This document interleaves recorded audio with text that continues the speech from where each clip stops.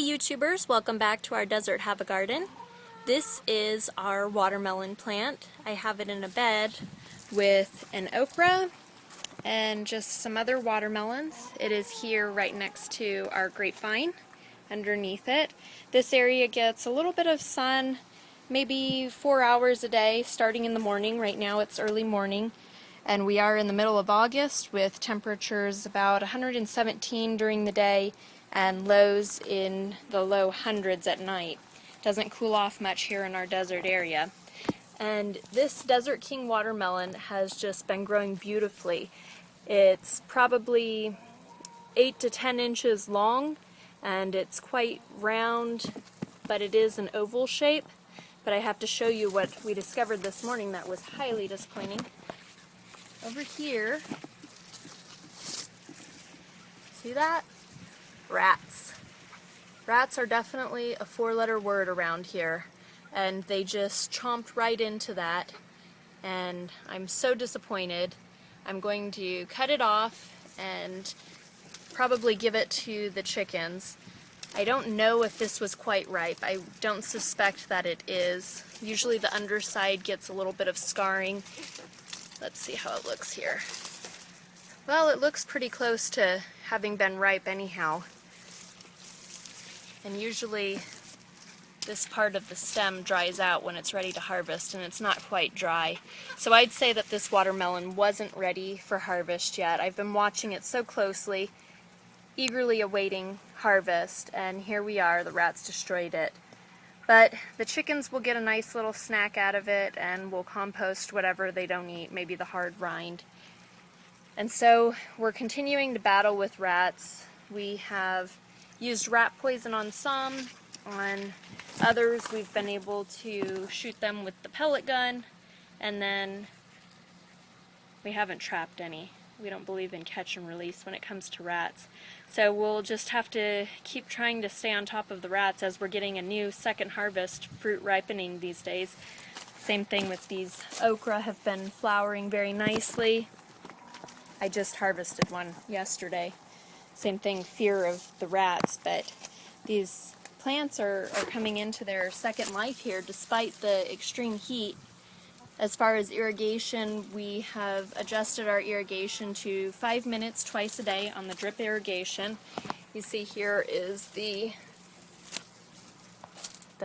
drip tubes, and so we have those in all of our above ground beds, and lots of mulch. You see we just use the straw from the chickens when it's used and done. And look here, we have a visitor. This looks like, what is that? Maybe a mesquite? I'm going to have to pull that up because those get pretty firmly rooted into the ground very quickly. So I'll just pull that up while we're at it. My son wants to save this to plant it elsewhere. You can have that. So here we are. Our watermelon here, we have only had luck with one melon at a time. So when I cut this one off, perhaps another melon will start to grow. Here's the vine out here along the outside of the fence. And I don't see any other little melons forming. It's the strangest thing. The same thing happened last year. Once we cut off one melon, the next melon would start. And we don't know why that happens, but hopefully we do have the opportunity to get another melon before this season is over. We definitely have some more heat ahead of us. It should be pretty hot well into October. And I'll keep you updated if we get any new watermelon growth. Please like. I cut the watermelon off the vine, and you see all this damage here from the rats last night. And I'm going to try and weigh this just to see where we're at. I'm just going to use a typical scale here. Looks like 8.5 pounds, so that's a pretty good size watermelon. Though this variety, the Desert King, can come all the way up to 20 pounds. So I'm going to cut into it and show you what the flesh looks like. So let me hand off the camera here to my helper. And I am going to cut down the middle, keeping the rat damage on one side. I got this fancy watermelon knife from a friend, and it seems to work really well. Look at that, cutting right clean through. Okay, here's the moment we've been waiting for. Look at that. Look at that beautiful orange flesh. Let me smell it. Oh, that smells really good. I would say that it's probably not completely ripe yet, but this is super juicy. I don't know if you can see. There it is, a little puddle it left while I sliced it. My helper is collecting all the seeds. I imagine he's wanting to plant some more seeds. But look at this. Beautiful orange flesh. That's what the Desert King is known for. So this half here didn't have rat damage, and since it just happened last night, I probably will make my kids guinea pigs and let them eat some of this. Do you want to get a spoon and try it right now? Okay, he's going to grab a spoon and try it. But back to the watermelon knife. This thing was pretty cool. That's the first time I've used it, but it's extra long. I always struggle cutting this side, honey. Like this one.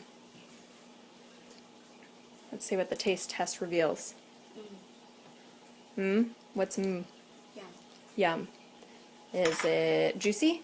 Yes. Sweet? Yes. Look at all of that juice accumulating right where he scooped that out.